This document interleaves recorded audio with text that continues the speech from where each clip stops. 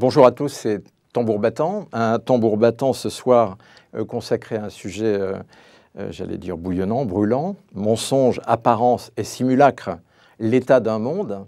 Et pour évoquer donc ces thèmes particulièrement prégnants dans le monde que nous vivons, eh bien j'ai invité ce soir donc Xavier de Broca, Tanguy Loaec, Séverine Vincent et François-Régis de Guéniveau. Alors on va commencer avec Xavier de Broca pour un livre paru aux éditions Le Lys Bleu, Meurtre artificiel, et qui, on va le voir, aborde des thématiques extrêmement prégnantes, comme je l'ai dit, de notre temps, et notamment l'intelligence artificielle. Alors Xavier de Broca, vous êtes ingénieur informatique, titulaire de l'exécutif MBA de HEC. Votre parcours professionnel passe par le secteur bancaire, avec entre autres à HSBC, puis PBI France, Banque publique d'investissement. Depuis quelques années maintenant, vous vous consacrez à l'écriture et venez de publier donc aux éditions du Lys Bleu un roman, Meurtre artificiel. Alors si je vous disais que ce livre est un remarquable thriller psychologique de légère anticipation, seriez-vous en accord avec ces termes ? Oui, tout à fait. Oui. J'ai cherché à écrire un thriller littéraire, mais à faire en sorte qu'effectivement on ait envie d'aller jusqu'au bout et qui mettait en scène de façon romancée la vertigineuse ambiguïté entre l'homme et la machine, en fait, quelque part. Et c'est une ambiguïté qui avance à grands pas en ce moment. Et on rejoint évidemment la thématique apparence, simulacre. En outre, c'est un thriller qui est tout à fait étonnant et qui détonne évidemment parmi les autres thrillers, et ça nous change un peu. Il est sans une seule goutte de sang. Oui. Pourtant, il s'agit d'un meurtre. Ouais, il s'agit d'un meurtre, une disparition, un meurtre, sachant que c'est un meurtre effectivement d'une IA. Et il n'y a pas pour l'instant de justice pour les IA, quelque part. Donc, l'intelligence artificielle. Hein. Oui, une intelligence artificielle. Il n'y a pas de justice pour les IA. Ça aussi, le problème est posé. Donc c'est un meurtre aussi où il n'y a pas de justice. Mais néanmoins, évidemment, les enjeux sont importants. Et ce qui est intéressant aussi dans un meurtre d'une IA, je ne sais pas s'il y en a encore beaucoup, mais c'est que finalement, c'est beaucoup plus difficile de tuer une IA qu'un être humain. Et parce que finalement, un être humain, juste un coup de couteau, il y a du sang et puis c'est terminé. Moralement, c'est assez compliqué, mais enfin, pour certains. Alors, moralement, c'est aussi compliqué pour les IA. Mais pour les IA, peut-être qu'on a. Pour les IA, peut-être que moralement, ça deviendra compliqué. On ne sait pas, ça fait partie de l'ambiguïté. On verra. Mais effectivement, une IA, ça se sauvegarde, ça se duplique, oui, ça se défend finalement beaucoup mieux qu'un homme, peut-être. Ouais.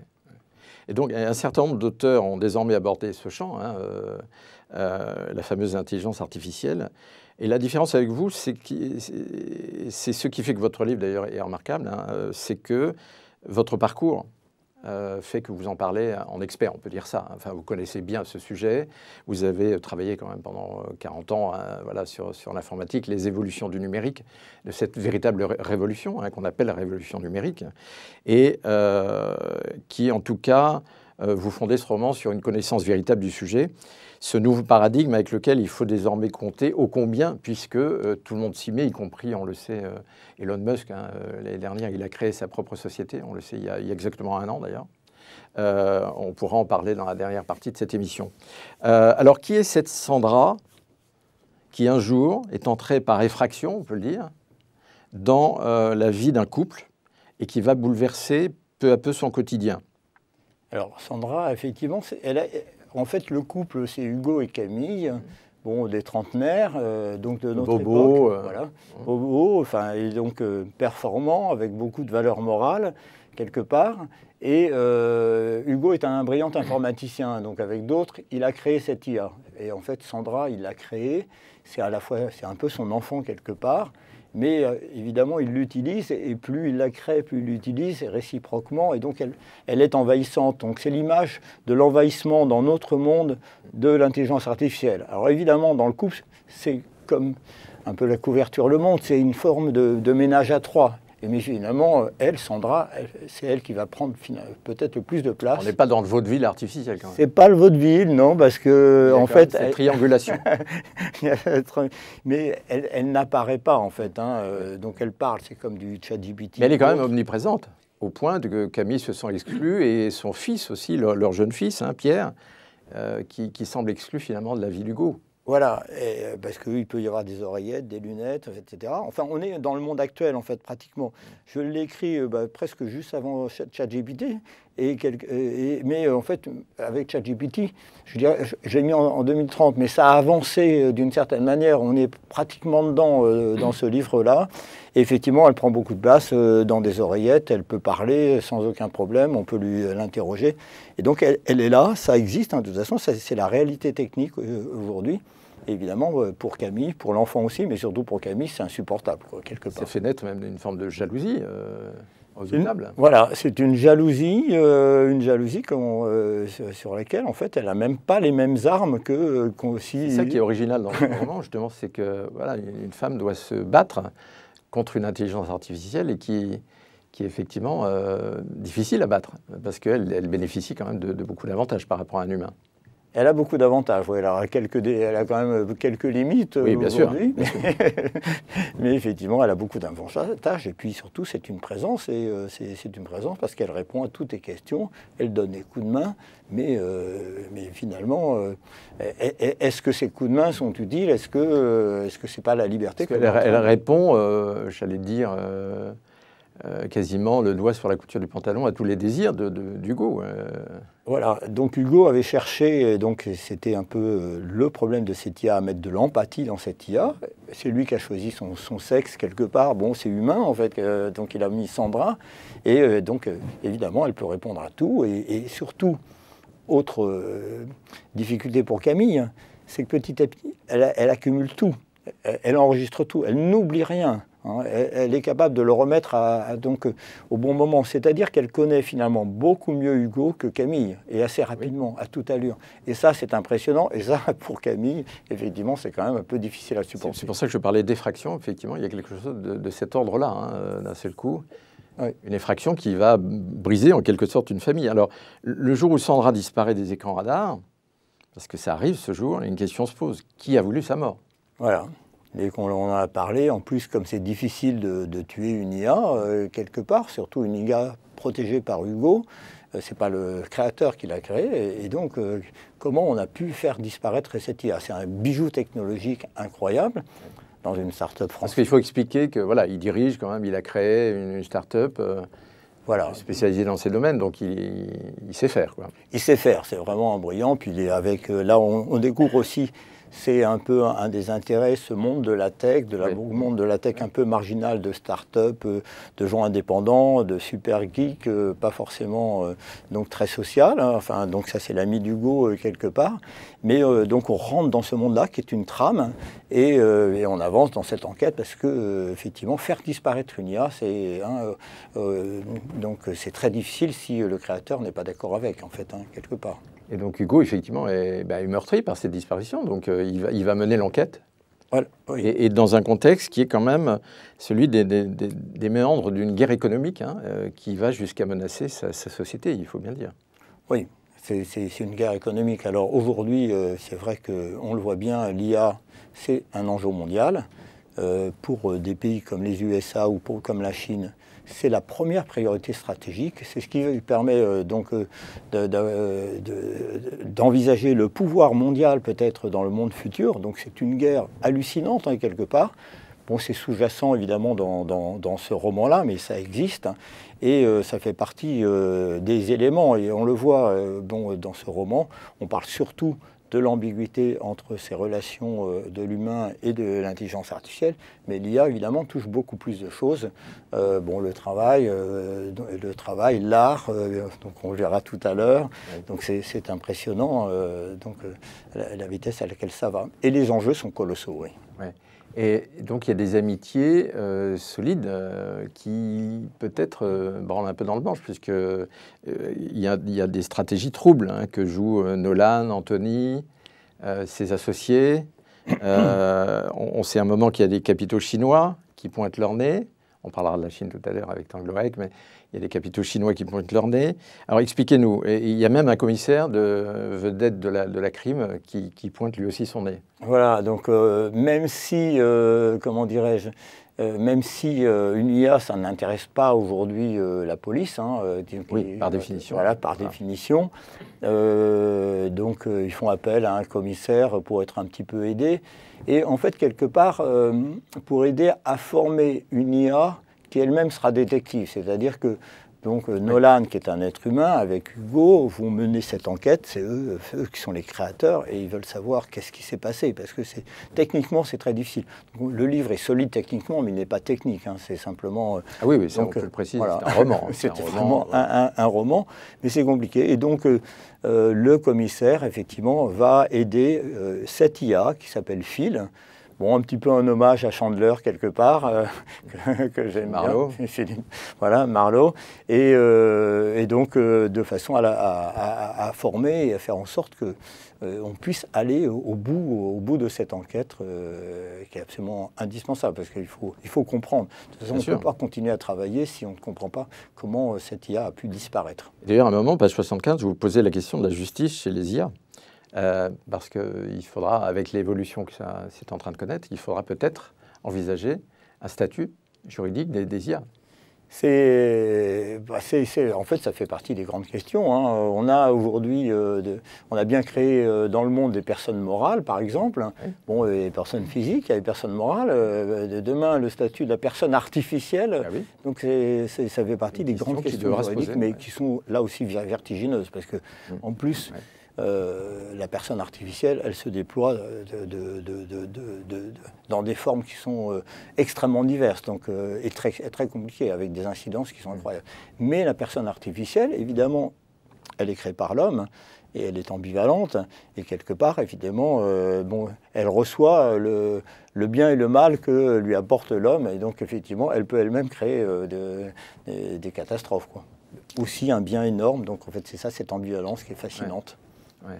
Alors, ce qui m'a plu, entre autres, dans votre roman, c'est qu'il distille un humour constant, où l'ironie est constamment présente. Et ça, j'aime bien ce côté, avec l'air de ne pas y toucher. Voilà, on évoque des sujets graves, mais avec cette ironie constante.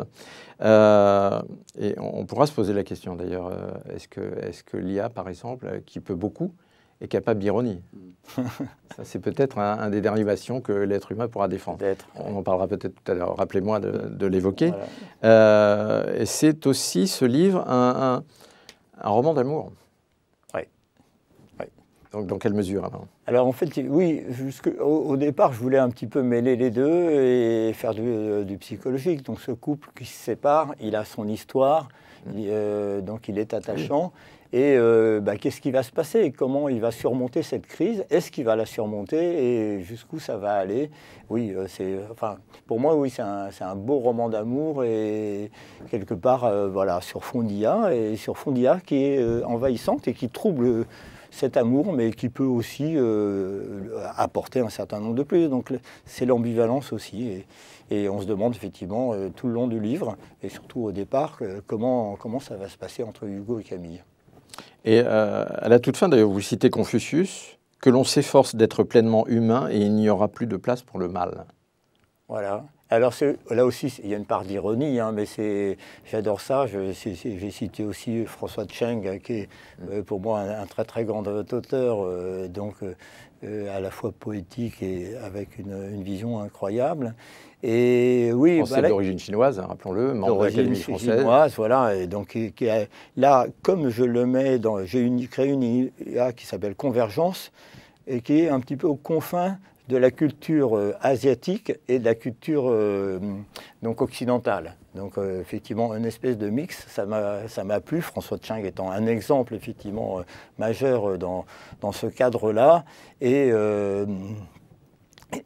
donc, en fait, la vraie question que Confucius souligne d'une très belle citation, qui peut être, effectivement, qui prête à interrogation, c'est l'humain. Qu'est-ce que l'humain et comment on doit défendre notre humain par rapport à l'intelligence artificielle? C'est toute notre question aujourd'hui de l'humanité. L'intelligence artificielle, de toute façon, elle s'impose, elle est partout, elle est de façon sournoise ou directe. Mais en fait, la vraie question, c'est nous, c'est comment on va défendre notre humain. Est-ce qu'on va se faire étouffer par l'intelligence artificielle en termes humains, ou est-ce qu'au contraire, avec le temps libre, avec un certain nombre de choses, on va pouvoir utiliser l'intelligence artificielle pour développer notre part d'humanité?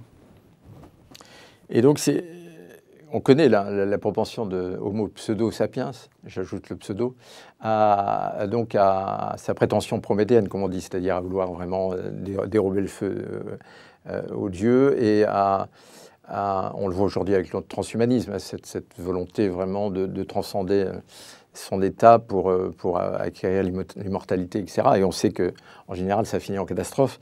Mais c'est l'éternel sujet abordé notamment dans le Frankenstein ou le Prométhée moderne, ce roman extraordinaire de Mary Shelley. On en arrive à la question que pose Camille à Hugo. Tu es sûr que les humains vont maîtriser les choses encore longtemps? Alors je vous pose la question. Les humains vont-ils maîtriser les choses encore longtemps?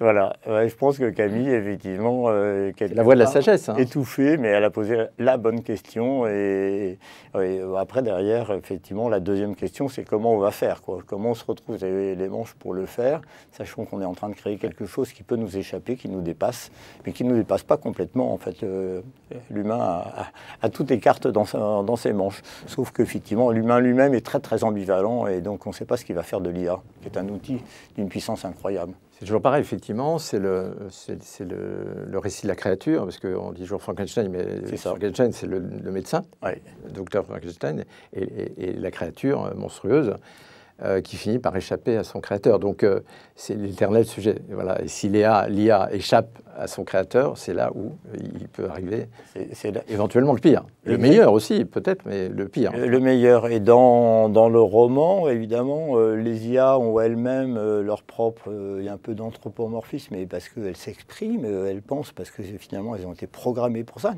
Ce ne sont que des programmes, c'est-à-dire qu'une émanation statistique, mais donc elles ont une forme de personnalité qui les rend éventuellement attachantes. Et puis, on voit qu'il y en a qui sont... qui portent le bien, d'autres qui portent le mal, d'autres qui sont plus évidemment nuancés. On voit, enfin, j'ai mis même, parce qu'en fait, l'IA s'abreuve en fait de toute cette information-là, donc ça peut arriver. Il y en a une qui est jalouse quelque part parce que finalement, c'est ce qu'elle a réussi à pêcher de façon statistique peut-être, mais le résultat, même si au départ c'est une machine, le résultat c'est pleinement, j'allais dire, humain, parce que je n'ai pas trouvé d'autres mots. Bien sûr. Merci Xavier de Broca. Donc on va poursuivre avec, alors toujours dans cette thématique, mais dans un univers complètement différent, avec Tangloek, pour les enfants maigres, paru chez Passiflore. Voilà, ce livre qui est paru cette année, comme les autres d'ailleurs. Les enfants maigres chez Passiflore. Alors Tangloek, vous êtes écrivain, critique littéraire, financier, ça n'est pas incompatible, d'une mère chinoise et d'un père breton. Et votre prénom et votre nom font résonner la dualité de votre origine. Vous êtes diplômé de Panthéon-Assas, Paris 2, l'Institut d'études politiques de Paris. Et votre philosophie ambulatoire, on peut dire ça, vous a fait voyager un peu partout dans le monde et permis de vous imprégner de cultures très différentes. Je peux citer Shanghai, Hong Kong, Édimbourg, New York, pendant une dizaine d'années de vie professionnelle. Et c'est vers 34 ans, dites-vous, qu'au terme d'une année sabbatique consacrée à l'écriture, que vous allez écrire vraiment vos premiers textes, dignes selon vous d'être montrés aux éditeurs. On peut citer en 2003 La vengeance de l'Aulne, aux éditions Findakli, ou Findakli, je ne sais pas. Findakli. Source parmi les ruines, ou Des hommes suspendus, chez Numéri Livre. Alors précisons, et ce n'est pas sans importance, pour comprendre votre nouveau roman, que vous êtes une figure de ce qu'on appelle la French Tech de Shanghai, où après quelques allers-retours en Chine dans les années 1990 pour le compte de l'ex-Banque Indosuez, que j'ai connu naguère, vous êtes établi en 2006 après une expérience de vie à Saint-Pierre-et-Miquelon. Vous voyez, Tangloek aime les contrastes. Alors, vous êtes fin connaisseur de la Chine et de son système financier, mais aussi de sa culture. Vous êtes le fondateur et directeur général de P2P, Protect P2P Protect, Tongju Bao, je ne sais pas si je prononce bien. Vous allez mieux le prononcer? Tongju Bao, c'est parfait. Voilà, Tongju Bao, de son nom local, depuis 2015. Donc, juste un petit mot sur la French Tech de Shanghai pour nous éclairer un petit peu. Qu'est-ce qu'on entend par là? Les gens aujourd'hui ont envie d'utiliser les nouvelles technologies dont Xavier nous parlait à l'instant pour créer des nouveaux modes opératoires. Alors parfois c'est basé sur la technologie, parfois ça utilise simplement la technologie ou l'être humain pour construire de nouveaux modèles d'affaires pour résoudre des nouveaux problèmes. Et pour faire un lien en direction du livre, c'est d'ailleurs, ça a été mon chemin sur ce livre-là en particulier, puisque j'étais passé de la création d'une banque en Chine pour un groupe français au lancement d'une start-up que l'on peut appeler FinTech ou InsurTech, qui avait une dimension sociale forte, mais qui se basait à la fois sur des logiques financières pour construire de la protection ensemble, pour protéger ensemble. D'ailleurs, c'est ce que veut dire Tongju Bao, c'est se protéger ensemble entre amis, et pour pouvoir l'appliquer à des sujets qui étaient des sujets sociaux ou sociétaux. Alors, on a commencé par travailler sur d'autres sujets bizarres, comme la protection contre le divorce, entre guillemets. Je vous expliquerai ça une autre fois, pas aujourd'hui. Mais pour arriver à un moment donné où je me suis retourné vers mes collègues et amis chinois en disant « Ok, ça, on a déjà fait. Cette autre chose sur les migrants internes chinois, on a déjà fait.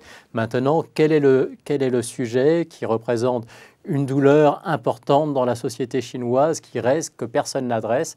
Est-ce qu'il y a quelque chose auquel on puisse s'intéresser maintenant ?» Et leur réponse a été « Oui, il y a vraiment quelque chose. Ce sont les enfants volés en Chine. » Alors voilà, on va y venir. Voilà, et on arrive dans le sujet de ce livre. Voilà. Et après avoir travaillé sur ce sujet pendant un moment donné, un ami m'a dit « Mais Tang, tu devrais écrire un livre là-dessus. » Et ça a été une évidence. Donc le livre est né. Je vous cite, eux, ce sont les gras. Le terme désigne tant les chiens que les gardes. Nous avons pour eux le même jargon, la même haine. Certains courent à quatre pattes, d'autres sur deux jambes. C'est toujours après nous. Alors, je cite l'incipit de votre roman, qui dit déjà beaucoup de choses du sujet traité. Alors, qui sont ces enfants maigres, ces enfants volés, dont vous brossez le terrible destin? Précisons que tout ce que vous dites, c'est un roman, mais est une terrible réalité dans la Chine contemporaine. C'est ça, c'est une fiction, et tout est authentique, voilà. Puisqu'il s'agit vraiment de ce sujet sur lequel j'ai travaillé pendant plusieurs années, basé à Shanghai, mais c'est un sujet qui est celui de toute la Chine, et encore plus des régions rurales ou reculées que celui des très grandes villes comme Shanghai et Pékin, et cette disparition d'enfants. Alors, on est en Chine, et donc même les petits pourcentages font des chiffres impressionnants. Oui. On parle de milliers, de dizaines de milliers d'enfants enlevés chaque année. Combien estime-t-on? 200 000, 300 000? Voilà, quand on parle en termes de stock, le chiffre est horrible pour parler d'enfants volés, mais c'est une réalité statistique. On pense qu'il y a 200 ou 300 000 enfants qui sont dans la nature, qui ont été enlevés au fil des années, qui ont vieilli, mais qui n'ont jamais pu... Donc ils ont été enlevés à leur famille? Ils ont été enlevés à leur famille. On leur a volé leur propre vie, puisque la plus souvent, ils n'ont même pas le souvenir de quelle était leur famille, où est-ce qu'ils sont nés, quel est leur véritable nom.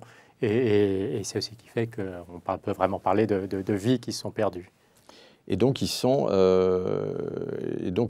amenés à travailler dans des conditions assez terribles, sous le joug de garde-chiourme, on peut dire ça, pour fabriquer des coques de téléphone portable ou bien d'autres choses, dans le textile ou autre. Ou bien d'autres choses. En fait, ces enfants volés, ils peuvent, comme dans toute histoire de trafic, dans un trafic, parce que c'est un gigantesque trafic, en fait. Voilà, il y a une offre qui se crée par l'enlèvement des enfants à partir du moment où il y a une demande. C'est la réalité de tous les trafics. Ah oui, voilà. Et dans le cas du trafic d'enfants en Chine, il y avait deux causes principales. L'une qui était l'enlèvement d'enfants pour de l'adoption illégale, par un enlèvement directement par les parents, mais par des trafiquants qui ensuite les vendaient à des familles qui souhaitaient adopter un enfant. Et la deuxième, aussi importante, qui était celle du travail illégal. Et ensuite, il y a beaucoup d'autres destinations. Ça va vers la mendicité, ça va vers des choses qui sont encore plus atroces et que je ne détaille pas parce que l'adoption illégale et le travail illégal, qui est le sujet de ce livre, font les plus gros contingents. Ah oui, c'est ça. Et donc, alors si un auteur pouvait parler en connaissance de cause du destin de ses enfants, c'est vous, parce que depuis longtemps, vous vous dévouez pour leur venir en aide. Alors de quelle manière pouvez-vous leur venir en aide? Et le faites-vous? Alors, lorsque je l'ai fait, ou lorsque nous l'avons fait avec un groupe de 20 ou 25 personnes qui m'accompagnaient, pour comprendre ce qu'on peut faire, d'abord, il faut voir de quel enfant on parle, comment ils sont enlevés et où cela. Oui, c'est ça. C'est très différent de ce qui se passait, par exemple, dans les années 70 en Italie, où les brigades rouges enlevaient des fils de milliardaires contre rançon. Ouais. Là, les gens qui sont enlevés sont des enfants de pauvres, des enfants de familles rurales. Pourquoi? Parce que c'est plus facile. Et que l'enjeu n'étant pas la rançon, on n'a pas besoin d'aller se compliquer la vie à faire des choses plus difficiles. Et la police s'y intéresse peu, peut-être. Et la deuxième chose, c'est que l'innovation technologique étant parfois la pire des choses et la meilleure des choses à la fois, dans les très grandes villes comme Shanghai, Pékin, Canton, il y a des caméras en Chine à tous les tournants de rue. Si vous prenez le métro dans Shanghai, à chaque tournant de couloir, il y a une nouvelle caméra. Donc évidemment, c'est quelque chose qu'on décrit très souvent parce qu'il y a une perte de l'intimité qui est dramatique. Merci à l'intelligence artificielle d'ailleurs, qui est très utilisée. Merci. Mais néanmoins, ça a un avantage en termes de lutte contre la criminalité et il n'y a pas d'enfants qui sont enlevés à Shanghai, à Pékin, à Canton et dans quelques autres très grandes villes parce que ce serait extrêmement difficile et le risque d'être pris serait très grand. Mais est-ce que ce trafic ça se déporte vers les campagnes. Est répandu un peu partout en Chine ou alors il y a des régions qui sont vraiment plus impactées? C'est répandu partout en Chine, mais à l'exception des très grandes villes qui en sont protégées pour ces raisons technologiques dont on a parlé. C'est des zones rurales, ce sont des villages, ce sont des gros bourgs. Alors, il faut savoir qu'en Chine, un gros bourg, ça peut faire 1 million d'habitants. Oui, c'est ça. Donc, les chiffres ne sont pas de... pas nos petites villes de province, non. Voilà. Donc, drame humain également. Et la question, c'était... Ta question, Patrick, c'est comment est-ce qu'on fait pour empêcher qu'il soit enlevé? En fait, l'enjeu, c'est dès l'instant où il y a une alerte, de pouvoir extrêmement rapidement pouvoir déclencher une enquête sur le terrain immédiatement, parce que lorsque ces enfants sont enlevés, ils sont enlevés dans un lieu défini et ils sont tout de suite envoyés vers une autre province à l'autre bout de la Chine. Et une fois que c'est fait, les chances de pouvoir retrouver leurs traces sont pratiquement inexistantes. Donc il faut réagir dans les heures qui suivent l'enlèvement, peut-être dans les 48 heures, mais en tout cas, passer une semaine, les chances sont infinitésimales. Parce que souvent, les enfants sont amenés très loin. Enfin, je vous cite, là, le camion est reparti vide, c'est notre destination finale. L'accent guttural des habitants ne laisse aucun doute, nous sommes dans le grand nord de la Chine. Bientôt, nous découvrirons que si le jour, le soleil cognait encore les parois du camion, les nuits sont ici glacées. Et effectivement, ils sont complètement dépaysés, déportés. Pays continent, ils arrivent à l'autre bout. Cet enfant qui est l'un des narrateurs, on va y revenir certainement, lui on est déjà à sa 5e usine. Ça veut dire qu'à chaque fois qu'il y a un petit problème, on les réexpédie dans une autre usine. Depuis quel âge? Enfin, les plus jeunes ont quel âge? Alors, il peut être enlevé très tôt parce que la première destination possible, qui est l'adoption illégale, se prête assez bien à des enfants très jeunes. Ensuite, s'ils ne sont pas adoptés suffisamment tôt, les destinations changent. Donc, lorsqu'ils arrivent ce sont des enfants de 6 ans, 7 ans, soit qu'ils étaient enlevés à cet âge-là, soit qu'ils étaient enlevés plus tôt, mais qu'ils n'aient pas été vendus encore en adoption. À partir de cet âge-là, ça peut commencer à être envoyé pour certains travaux et ça continue. Mais on les enlève rarement tard. C'est-à-dire le narrateur, enfant, un des narrateurs de ce livre, qui est un enfant, lui a 14 ans au moment où on le prend, mais il a 14 ans, mais il a sans doute été enlevé à 7 ans, à 6 ans, 8 ans. Il ne le sait pas lui-même, mais il y a longtemps. Donc c'est un petit peu cette chaîne de temps. Et donc là, alors vous auriez pu écrire ce livre et le ranger dans le genre souvent efficace, d'ailleurs du reportage écrit, très documenté, travaillé pendant des années peut-être. Or vous avez choisi le mode du roman. Et moi, je pense que vous avez eu 1000 fois raison, parce que c'est un très beau roman, bouleversant. Il n'y a pas d'autre mot. Alors pourquoi ce choix de la fiction, justement? La fiction avec que des faits réels, hein, nous sommes d'accord, mais la fiction. Alors, d'abord parce que, comme je suis un auteur passionné de littérature et passionné de lecture depuis ma propre enfance, c'est forcément quelque chose qui me porte.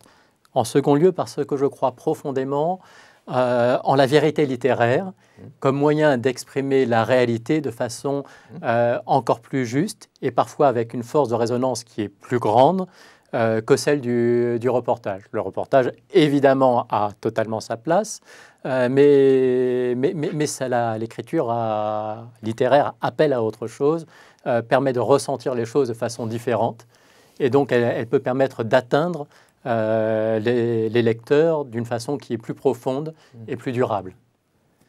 Oui, c'est vrai. Et la preuve, c'est qu'effectivement, ça a eu cet impact, je trouve, bien supérieur par rapport à un simple reportage ou un récit.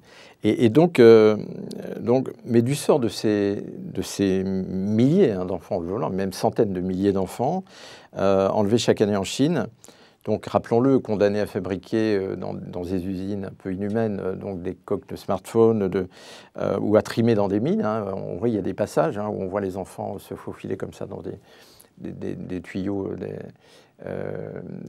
dans des mines où les conditions de travail sont évidemment insupportables. Eh bien, on se rend compte que les médias occidentaux en parlent peu. Et donc, qu'est-ce qui... on se doute bien un peu de la raison, mais pourquoi profondément? Pourquoi n'aborde-t-on pas vraiment ce sujet qui est quand même un scandale assez monumental? Alors, la réalité est complexe et il y a une série de raisons. Une des premières raisons qui est propre à la réalité chinoise, c'est qu'il y a un certain nombre d'informations qui n'en sortent pas si facilement que ça. C'est un sujet qui est difficile, c'est un sujet qui est douloureux, c'est un sujet qui ne présente pas bien. Donc, on peut imaginer que les autorités chinoises, enfin, vous imaginez très bien que les autorités chinoises n'entendent pas faire énormément de battage autour de ça. Alors, comme on ne le dit pas en mandarin, mais que le monde comprendra, c'est l'omerta. C'est-à-dire la dissimulation, et on n'en parle pas.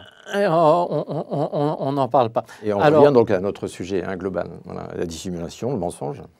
Tout à fait, c'est là qu'on se rattache au sujet global. Voilà, en sachant que le mensonge est parfois la pire des choses et parfois peut même être bienveillant. Mais ça, c'est autre chose et c'est peut-être lié à la façon dont le livre se finit pratiquement. Oui. Mais donc, première chose, il n'y a pas beaucoup d'informations qui est communiquée. Et pourtant, ça a la particularité d'être un sujet qui est véritablement universel, qui est universel en Chine aussi, parce que les Chinois également aiment leurs enfants, parce que même les dirigeants du Parti communiste chinois aiment leurs enfants également, parce que ce sont des êtres humains comme chacun d'entre nous. Donc ce n'est pas un sujet qui est totalement censuré de la même façon que certains discours en Chine sur le Xinjiang, sur le Tibet, pourraient être encore plus indicibles. Oui. Dans la mesure où on ne peut pas réduire au silence un parent dont l'enfant a été volé, kidnappé. Il n'y a rien qui puisse le faire taire et il n'y a rien qui puisse légitimer le fait de le faire taire. Donc lorsqu'on est en Chine, on peut découvrir cette réalité, on peut découvrir des parents qui se réunissent dans des jardins publics avec des pancartes, la photo de leur enfant lorsqu'il a été enlevé, voilà, et en train d'essayer de se donner une chance que quelqu'un, où que ce soit, voit ça et une information puisse leur donner un indice qui permette de retrouver. Donc à ces destins d'enfants brisés, à vie, bien souvent, parce qu'ensuite ils finissent mal, parce qu'ils n'ont pas eu de formation, ils ont été maltraités, etc. On peut être indifférent, comme beaucoup, ou comme vous, au contraire, eh bien, apporter le maximum de soutien, d'aide à ces enfants. Et voilà, on vous en remercie, simplement. Merci Tanguy Loec. Alors, on va passer à Séverine Vincent. Donc Séverine Vincent pour Mémé folle, un livre paru donc aux éditions Frédéric Deville, pareil, il y a quelques mois. Donc Mémé folle, un titre intriguant. On va voir. Donc Séverine Vincent, vous êtes comédienne. Vous avez commencé fort tôt, hein, vous êtes un peu la Shirley Temple française, puisqu'en 1979, eh bien, à l'âge de 10 ans, vous avez été la première interprète du rôle-titre dans le conte musical de Philippe Châtel, Émilie Joly. Tout le monde se souvient d'Émilie Joly, évidemment. Bien sûr. Hein. Ensuite, vous débutez vraiment à 20 ans sur les planches, plus jamais les quitter, que ce soit comme interprète, mais aussi aujourd'hui beaucoup comme metteur en scène, ou metteuse en scène, comme vous voulez. Vous avez ainsi fait partie de la troupe de Francis Perrin, avant de fonder votre propre troupe, que j'ai bien connue, Les Gala Ego, avec un certain Jean-Michel Adam. Il ne serait pas un peu votre mari? Oui, et Jean-Paul Basiconi. Et bien sûr, le regretté Jean-Paul Basiconi, pour lequel j'avais une profonde amitié, et amitié que nous partagions, évidemment. Voilà. Donc, petit hommage à Jean-Paul Basiconi, metteur en scène remarquable et comédien remarquable. Au cinéma, on a pu vous voir dans Martha de Sandrine Vessé, dans Coup de sang de Jean Marbeuf, dans Ensemble, c'est tout de Claude Berry, à la télévision dans Maigret avec Bruno Kremer, Nestor Burma, Plus belle la vie, donc un joli parcours. À noter qu'au théâtre, vous avez joué à Avignon et à Paris le rôle de Bette Davis, hein, dans Qu'est-ce qu'il arrive à Bette Davis et John Crawford, pièce de Jean Marbeuf, avec votre amie Julie Marbeuf, que je connais. Depuis ma balle d'année, vous vous consacrez à l'écriture, et de plus en plus, et venez de publier donc votre premier roman, Mémé folle, aux éditions Frédéric Deville. Alors, qui est cette Mémé folle? Je le dis, dont le sobriquet est intriguant. Et apparemment, le personnage n'est pas seulement issu de votre imagination. Alors, expliquez-nous. En fait, je suis partie d'une anecdote réelle. Et cette anecdote, c'est un souvenir d'enfance. J'avais une arrière-grand-mère que mon frère et moi appelions Mémé folle, donc ça vient de là, qui était une femme totalement énigmatique, qui a élevé mon père, donc qui était la grand-mère de mon père, mais dont on ne sait rien. Vraiment rien. Elle a eu une vie. Il y a eu beaucoup de mensonges et beaucoup d'affabulations de la part de mon père autour de tout ça. Enfin, vraiment, c'est très compliqué. Et un jour, un gendarme est arrivé à la maison pour annoncer à mon père que cette vieille dame qui était dans une maison de retraite venait de fuguer avec un amoureux. Et donc la police les recherchait. Et la police les a recherchés quelques semaines avant de les retrouver dans un hôtel à 300 km de là et les ramener... À Chartres? Non, ça c'est pas vrai. Ça, c'est Mais en tout cas, voilà, c'est assez loin de la maison de retraite et donc à ramener. Et ce qui m'avait énormément bouleversée quand j'étais gamine et qui s'est passé cet événement-là, c'est que cette femme a vécu tout dans... Ce que je savais d'elle, elle a élevé mon père, elle vivait seule, elle a toujours été seule, elle a été fille-mère, voilà, mais il n'y a jamais eu d'homme dans sa vie. Et il n'y a jamais eu vraiment d'amour, c'est-à-dire que c'était une mamie, elle venait manger le dimanche à la maison une fois toutes les 3 semaines, et vraiment, on l'appelait Mémé folle parce que c'était quelqu'un de très, très énigmatique. D'insaisissable. Voilà, d'insaisissable. Et cette fugue, elle m'a toujours... taraudée. Je pense que ça a touché une fibre, je devais avoir 8-9 ans quand c'est arrivé, ça a touché une fibre en moi ça m'a toujours taraudée. Et j'ai toujours eu ce truc qui m'accompagnait. Et un jour, je me suis dit, faut que je l'écrive. Et je me suis dit, pour écrire ça, je dois inventer la femme à qui ça arrive. Donc, j'ai décidé de totalement construire, inventer, imaginer cette arrière-grand-mère. Ce destin. Voilà. Et donc, pour rappeler le titre de l'émission, hein, Mensonges, apparence et simulacre, on peut dire que votre roman aborde clairement ces thématiques, mais de manière un peu détournée. Ce fameux ordre établi qui repose trop souvent sur le mensonge ou de simples apparences. Hein, je vous cite, « Ce jour-là, j'ai regardé mes parents, j'ai vu dans leur masque d'adulte, le mot masque revient souvent dans le roman, j'ai vu, dans leur masque d'adulte, ce papier mâché dont on se farde pour vivre, tenter de tenir. » C'est une très belle phrase, ça. Oui, bah, je pense que ça, c'est un peu ma fibre théâtrale qui parle. Voilà, mais oui, en fait, cette femme, du coup, ce personnage que j'ai inventé, j'ai l'impression que ça m'a un peu échappé, mais c'est une âme libre. C'est ça, ce que j'allais dire. C'est quelqu'un qui, en fait, n'a rien d'exceptionnel, sinon qui va glisser sur son destin, comme ça, il va lui arriver plein de choses, mais on a l'impression que tout glisse un peu sur elle, et en même temps, je pense qu'elle recherche une vérité, c'est-à-dire qu'à chaque fois, elle passe de fugue en fugue toute sa vie, d'une certaine manière. Et la seule chose qui l'accompagne et qui l'amène, c'est une espèce de vérité, une vraie vérité d'elle-même. Voilà, elle est un peu primaire, d'une certaine manière, j'ai l'impression. Hein. Tendue vers un but ultime qui est la liberté. D'ailleurs, moi, voilà. je vois vraiment chez elle une métaphore. Elle est une métaphore pour moi de ce que Rimbaud appelait la liberté libre. Oui. C'est pas seulement la liberté, c'est la liberté quintessentielle, c'est la liberté absolue.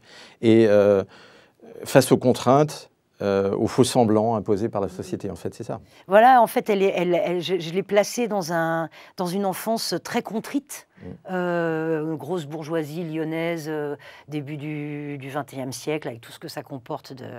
Voilà. Née avec une cuillère d'argent dans la bouche. Née avec une cuillère en argent dans la bouche, mais bien corsetée aussi. Oui. Voilà. Et je l'ai placée dans cette enfance-là pour qu'elle échappe à tout ça, voilà, pour la laisser s'échapper de tout ça. Et elle va passer sa vie à échapper à tout ce qui peut la contraindre. Et très simplement, elle est ni politique, ni... très simplement, tout simplement avec son cœur, quoi. Voilà, et un bon sens. Elle écoute son cœur, c'est-à-dire que ses amitiés, elle écoute son cœur. Et je pense qu'elle est en quête de merveilleux permanent. Mais ce que j'appelle le merveilleux, c'est pas les petits lapins, hein, c'est transcender la vie. Elle est toujours. Qui enchante une vie. Un peu voilà, l'enchantement. Ouais, comment remettre de l'enchantement, du merveilleux dans chaque petit moindre geste. Et d'ailleurs, quand on vous lit, bon, c'est pas étonnant compte tenu de votre parcours de comédienne, metteur en scène, mais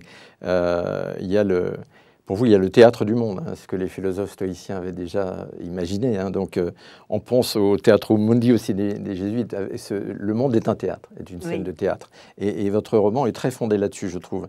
Et avec un jeu des apparences où le simulacre est roi, pour le meilleur et le pire d'ailleurs.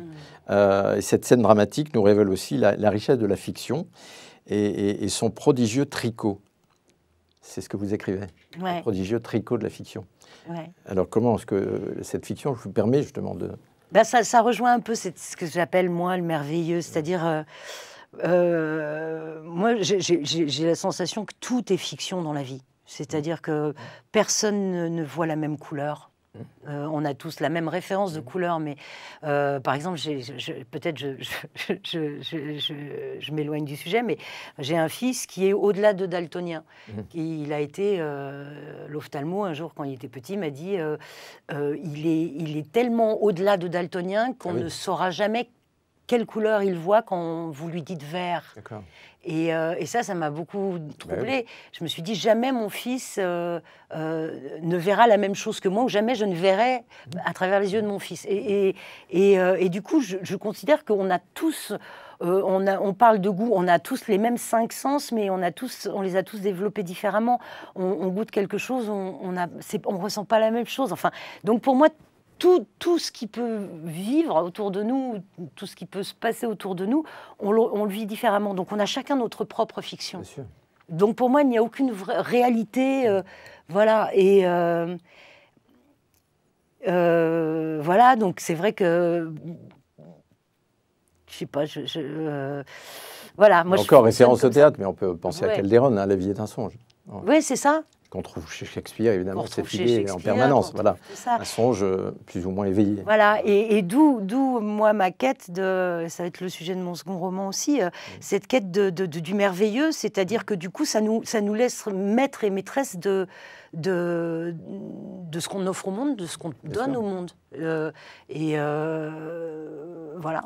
Alors, il y a un personnage, au meilleur, quoi. Donc il y a un personnage important qui s'appelle Claude Valentin. Oui. Alors, qui est-il? Parce que ce Claude Valentin, il est à la fois abrupt et très attachant. Ouais, bah Claude Valentin, en fait, c'est le gendarme qui va être appelé à aller courir, courir après la fugue des deux vieux amoureux, aller les chercher, enfin enquêter sur cette fugue. Et en fait, le roman est construit un petit peu à l'envers en ce qui concerne Claude, c'est-à-dire que autant on est dans quelque chose de chronologique pour quasiment pour le personnage de Marguerite, de Mémé Foll, oui. Autant sur 80 années à peu près, 70 ans, ouais. Autant Claude, on est sur 1 an de sa vie. Et c'est l'année qui va suivre l'événement de la mort de Marguerite quand il l'aura ramenée au bercail médicalisé, quoi. Parce qu'évidemment, ça va mal finir. Mais je peux le dévoiler parce que c'est le début du livre. En fait, ça démarre par ça. Et du coup, on va suivre Claude sur ce qui va se passer dans sa tête, ce qui va le déplacer, ce que ça va changer dans sa vie pendant 1 an. Et ça va changer beaucoup de choses dans sa vie. Et à travers ça, on va se rendre compte aussi qu'il connaissait Marguerite avant cette fugue. Oui, parce qu'il y a des analepses, comme on dirait flashback. Voilà, et on va se rendre compte qu'en fait, ils avaient déjà une relation très, très singulière, basée sur cette idée du merveilleux. C'est-à-dire qu'un jour, cette vieille femme dans cette maison de retraite fait un geste assez incroyable et ça le bouleverse et il décrète qu'il faut qu'il fasse tout pour que cette femme soit heureuse. Voilà. Ça, c'est à peu près 18 mois avant la fugue. Et du coup, il va essayer de lui créer un monde merveilleux aussi. Il y a quelque chose. Et ça va surtout, lui, totalement le déplacer dans sa vie, quoi. Oui, c'est ça. Totalement. C'est comme si il y avait un dévoilement, le voile qu'il avait devant les yeux, voilà. Le voile de la bienséance, de l'ordre établi, voilà, qui est en train de voler en éclats. Grâce à cette femme. Et il est dans sa oui, vie. il est maire de son village. Il est maire de son village, il est dans sa vie, c'est un homme bien dans sa vie. Et cette petite frêle vieille bonne femme, avec cette espèce de quête de liberté qu'elle a, enfin voilà, va totalement le déplacer et tout remettre en question pour lui, quoi. Alors, il y a dans le livre, donc dans cette recréation d'une existence, on croise un certain Modigliani. Oui, bah ça, je me suis amusée. Quoi. Oui, c'est un grand plaisir. Ouais, Guggenheim aussi. Et dans ce Paris où débarque la jeune Marguerite, qui joue à la garçonne, enfin, cette époque merveilleuse de l'école de Paris, etc. Ouais. On croise aussi le pianiste autrichien Wittgenstein. Ouais. Qui avait la particularité d'avoir perdu une main. Une main gauche, et Ravel avait écrit. Et ensuite, Britten, Richard Strauss et d'autres, et pas les moindres, ont écrit pour lui des concertos humains, etc. Ravel. Et donc, ça a été un pianiste tout à fait incroyable, éminent, très respecté. Et donc, voilà, c'est une espèce de plongée. Et Guggenheim. Et alors, Guggenheim, bien sûr. Guggenheim, pourquoi j'ai... Déjà, parce que je me suis amusée. Je me suis dit, quitte à y aller, autant... Et puis c'est tout à fait plausible. Enfin, oui, c'est tout à fait plausible. Et puis je me suis dit, c'est marrant, allons-y, quoi. Et c'est parti surtout du fait que Guggenheim, pour le coup, c'est une anecdote que mon père m'a racontée. Donc je ne sais pas si c'est vrai ou pas, mais ça fait partie de mes des récits qu'on m'a rapportés sur Mémé Foll. Et ça, c'est une histoire vraie. C'est-à-dire qu'en fait, elle aurait réussi à prévenir la famille Guggenheim. Elle était concierge à Passy. Et elle aurait réussi pendant la Seconde Guerre mondiale à prévenir d'une rafle prévue à la famille Guggenheim qui a pu s'échapper à temps. Et après la guerre, la famille Guggenheim, Monsieur Guggenheim, pour la remercier, lui a offert un très beau bureau Louis XIII que j'ai chez moi et sur lequel j'ai écrit ce roman. Et qui apparaît au début et à la fin. C'est autour de ce bureau, au début et à la fin. Voilà, en fait, tout part de ce bureau sur lequel j'ai écrit ce roman, effectivement. C'est ça. Voilà. Et donc, ce monsieur Guggenheim, a priori, aurait croisé mon arrière-grand-mère. Et je me suis dit, bon, quitte à parler de lui, autant y aller sur les autres et s'amuser, quoi. En tout cas, c'est un des aspects tout à fait passionnants de votre roman, c'est que il y a la petite histoire, enfin la petite, pas si petite, mais l'histoire intime, privée, qui rencontre la grande histoire artistique notamment. Et donc c'est un aspect que j'ai particulièrement aimé. J'ai même trouvé, alors là, une figure de rhétorique que j'aime beaucoup, qui est le zeugme. De quoi? Il y a un zeugma dans votre livre. Voilà, ben donc je vais le retrouver, page 24. Un zeugme. Je ne sais pas ce que c'est. Je vais vous le dire. Figure de rhétorique absolument magnifique, qui est... alors, il faut que je trouve... voilà, elle distribue le pain tranché et ses aigreurs d'existence sacrifiée. C'est quand on met sur le même plan de choses complètement, d'un registre complètement différent, matériel ou intellectuel, moral. J'en fais pas mal. Voilà. Ça. Donc un zeugme ou zeugma. Et un des plus célèbres, c'est donc vêtu de probité candide ou de lin blanc, et de lin blanc, le fameux, voilà, Tristesse d'Olympio, Victor Hugo. Voilà. Ben vous m'avez appris vêtu de probité candide. Vous avez bien fait de venir. Donc vêtu de probité candide et de lin blanc. Voilà, le zeugme parfait. Donc en tout cas, joli zeugme. Merci. Merci Séverine Vincent. Merci à vous. Alors, on va en venir à François-Régis de Guéniveau avec un titre de roman qui est Simulacre. Alors là, on est au cœur, évidemment, de la problématique, hein, paru chez Fayard, voilà, qui est un joli roman de combien? Oui, pas loin de 400 pages. Hein. Voilà, Simulacre. Alors, François-Régis de Guéniveau, vous avez transité par une école de commerce bien connue, qui s'appelle l'ESSEC, ce qui vous a permis de travailler aux États-Unis, en Inde, dans le conseil en stratégie et le marketing digital, ai-je lu. Vous avez été ensuite en poste au Vietnam, avant de publier votre premier roman, en 2017, je crois, Un dissident, chez Albin Michel, qui a été finaliste du prix du premier roman, un livre très remarqué, hein, qui vous vaut le prix Edmé de la Rochefoucauld et le prix Méo-Camuset, qui est un joli prix parce que c'est un vin de Bourgogne, absolument, hein, c'est propriété, voilà, qui fait de la Vonne romanée, de la Côte de Nuit, enfin bon, c'est bon, très très bien. Donc ça, c'est le genre de prix à avoir à tout prix, justement. Dans votre premier roman, il était déjà question de faits de société majeurs, comme le transhumanisme, sur lequel vous avez pas mal écrit dans des ouvrages collectifs, d'ailleurs. J'ai vu ça. Il y a quelques mois est paru votre deuxième roman, donc Simulacre, chez Fayard. Et là, c'est le jeu des apparences, le simulacre généralisé qui régit les passions humaines que vous abordez, et notamment, évidemment, ce qui va jalonner tout le roman, l'intelligence artificielle. Alors, qui est ce narrateur qui semble quand même partager pas mal de traits communs avec vous? Ce narrateur, d'abord, il partage avec moi une quête de l'authenticité. Donc, il y a évidemment un fil rouge et sans doute des synergies avec le livre de Séverine. C'est un narrateur idéaliste, assez jeune, qui a la vingtaine, qui se retrouve au début du roman projeté malgré lui dans les grands mastodontes technologiques, plutôt asiatiques, mais installés à Paris. Là encore. C'est chinois. Et qui n'adhère pas tellement à ces milieux. Zaotech. Il n'adhère pas d'abord, on pourrait dire, au simulacre de performance, en tout cas au culte de la performance, au mythe du tout quantifiable. Il se rend compte que de plus en plus, l'activité économique, elle est réductrice parce qu'elle englobe le réel dans des calculs, des formules mathématiques permanentes. Ça, c'est un peu le premier simulacre auquel il a affaire et il se rend compte que ça ne lui convient pas, il y a autre chose qu'il veut aller chercher. Et puis la deuxième chose... mise en chiffres du monde, on peut dire. Oui, exactement. Et la deuxième chose, c'est que c'est un monde de plus en plus, on ne le voit pas seulement dans les mastodontes technologiques, mais d'une manière générale dans le capitalisme, un monde qui peut être un peu étouffé par une sorte d'autocensure pour faire le jeu de ce qu'on appelle de plus en plus le bien commun, la responsabilité, etc. Le faux bien commun. Exactement. Ah. Donc on s'habille des vertus. Là, on est dans le faux en permanence. Hein, on est dans le simulacre. Oui, c'est ça. Donc il n'adhère pas tellement à ces deux tendances, qui d'ailleurs, dans son esprit, forment un peu une même idée, qui est justement de simplifier le monde et de rendre compte du monde à travers un prisme très, très simplificateur, parce que faisant partie d'un système. Oui. Alors je vous cite, hein, un jeu de faux-semblants et de non-dits pourrissait nos relations. J'étais définitivement entré dans le monde des adultes, le monde du simulacre.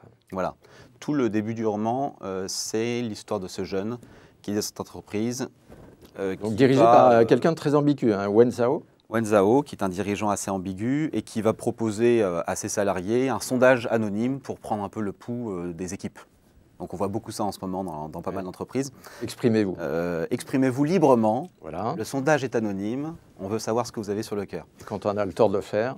Lui est assez naïf, il est un peu lyrique, dirait Kundera, donc il en profite pour se lâcher et puis faire quelques blagues potaches sur la direction et sur l'activité interne. Évidemment, les choses vont se compliquer à partir de là. Il va sentir une sorte de tension se mettre en place au sein de l'entreprise. Donc ça, c'est le début du roman. Et ça va être, si vous voulez, le déclic qui va le faire quitter le monde de l'entreprise. Il va basculer assez rapidement dans le milieu artistique. Oui. En entrant dans une école. En entrant dans une école en plein cœur de Paris. Très atypique. Assez atypique parce qu'elle forme les artistes à l'ensemble des arts traditionnels, mais propose également des formations d'interface neuronale et donc de projection de ce qu'on a dans notre esprit sur des dispositifs des immersions, etc. Ce qu'on appelle des immersions. Voilà. Et donc il y a un certain nombre d'immersions, et notamment une en particulier, le 21, je crois. L'immersion 21 qui va faire... dont on parlera tout à l'heure. Ouais, voilà. Alors, je vois dans votre livre, qui est dense, alors je pense que vous pouvez difficilement le nier, une inspiration quasi kafkaïenne. Absolument. Kafka est plusieurs fois cité d'ailleurs. J'ai pensé au procès, Joseph K., à certains moments, avec cette sensation d'étouffement de la réalité. Joseph K. en bute au simulacre totalitaire. Donc, pour vous, ça paraît. Le cas de Joseph K., qu'on retrouve d'ailleurs, vous dressez la liste, dans les grands noms de l'art contemporain. Donc, il y a Carlson, on va voir qui est Carlson, mais Kapoor, Kunz, même Murakami. Absolument. Il y a beaucoup de cas. Bien vu. On ne me l'avait encore jamais souligné, mais c'est... Je lis les livres. Oui, je vois ça. Il y a beaucoup de cas. Il y a à la fois Kafka et Kundera, un autre cas. Bien sûr, encore un cas, qui revient d'ailleurs souvent dans le roman. Les deux étant liés, en fait, on pourrait voir Simulacre comme un roman conçu sur la même structure que La Plaisanterie. C'est-à-dire qu'au départ, le jeune héros croit au bien commun, à la responsabilité, au grand titre du capitalisme, et il va, malgré lui... Kundera a cru au communisme, exactement. Dans lequel il a vu ensuite un simulacre et ce qu'il appelait la farce. Enfin, voilà, c'est ça, c'est la farce. J'ai failli appeler ce titre, ce livre, La farce. Et puis il va quitter la ronde, il va cesser de danser dans la ronde pour essayer de déchirer le voile des illusions. Et à partir de là, essayer de prendre sa vengeance, sa revanche sur ceux qui lui ont causé un peu de tort. Et donc il va croire trouver refuge dans l'art contre tout ce qui n'a plus lieu d'être en entreprise. En tout cas selon lui, c'est-à-dire dans l'art, tout ce qui échappe à la modélisation, au système, etc. Malheureusement, c'est là que ça a commencé. Et finalement, il va voir que dans cette école, qui est quand même un peu révolutionnaire, eh bien, elle est attaquée un petit peu de l'intérieur par des tendances woke, qui vont éjecter purement et simplement son meilleur ami, qui va être victime d'une cabale, qui est complètement d'ailleurs inventée, et qui va aller très loin pour le destin de ce... Ah oui, il va aller très loin, on ne va pas tout Léonard, dire. Rougon de Batz, voilà. Alors votre livre, comme diraient les Québécois, il ne faut pas le divulgacher. Et donc il y a certaines choses que je ne dirai pas, je vous laisse dire ce que vous souhaitez dire, mais à un moment on rencontre un personnage important, qui est une espèce de star de l'art contemporain, et notamment dans cette école, qui est Carlson. Voilà. Carlson, c'est un artiste anonyme qui va être pour Maxence le protagoniste, l'artiste qui va incarner une sorte de renouveau dans le souffle artistique contemporain. Maxence va considérer ce Carlson comme le chef de file d'une nouvelle génération. Et donc il va s'inscrire un peu dans son sillage. Sauf qu'au fur et à mesure de son apprentissage artistique et de sa connaissance des œuvres de Carlson, il va se rendre compte que ce Carlson n'est pas celui qu'on pense. Il y a une forme d'usurpation dans le roman, d'où d'ailleurs le titre, c'est une usurpation de l'identité même de Maxence, qui va se rendre compte que ce Carlson utilise en réalité l'inspiration, les idées de Maxence pour vous faire dites tout, en fait. des œuvres. Non, parce que je ne dis pas qui est ce Carlson exactement. C'est vrai. Jusqu'au jour où, du coup, oui, parce qu'il y a plusieurs tiroirs, effectivement, ça, on verra. Oui, c'est ça. Et donc, ça va provoquer chez lui une sorte de sentiment de dépossession et jusqu'à un sentiment de paranoïa, en réalité. Il va se sentir Oui, c'est ça, dépossédé, peut-être aliéné par une force un peu supérieure dans ce monde fait de technologie, pour se rendre compte progressivement que cette entité qu'il a quittée au départ, donc cette entreprise, a continué, malgré lui et à son insu, à prendre le dessus sur son destin. C'est ça. Et donc on pourrait penser que l'art permet de lutter contre l'emprise de ces totalitarismes soft ou moins soft d'ailleurs. Hein.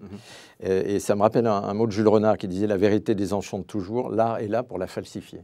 Ah, c'est pas bien ça. Ouais. Et donc là on est comme une espèce de circularité où finalement l'art est falsificateur par essence.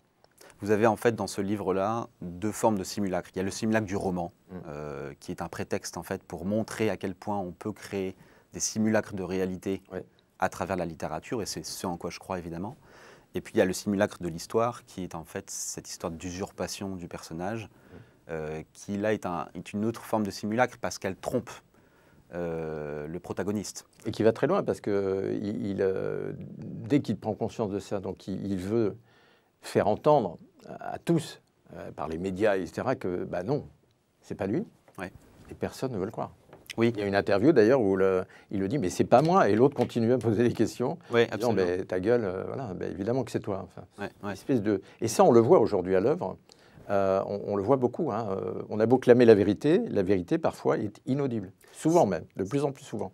La vérité est inaudible. Absolument. On retrouve d'ailleurs, encore une fois, les sujets d'authenticité, de recherche de la vérité, etc. J'ai voulu prendre l'envers du fake news, là, en fait. C'est-à-dire le fake news souvent est négatif, on parle de shitstorm, de ce genre de choses, de boycott, de lynchage médiatique, de mise à mort sociale. Ça, c'est ce qui va arriver à l'ami de Maxence Léonard, qui va vouloir à un moment donné exprimer son amour pour la beauté des femmes et qui, sur ce simple petit mot apparemment anodin, va être lynché. Maxence, lui, va prendre le penchant inverse.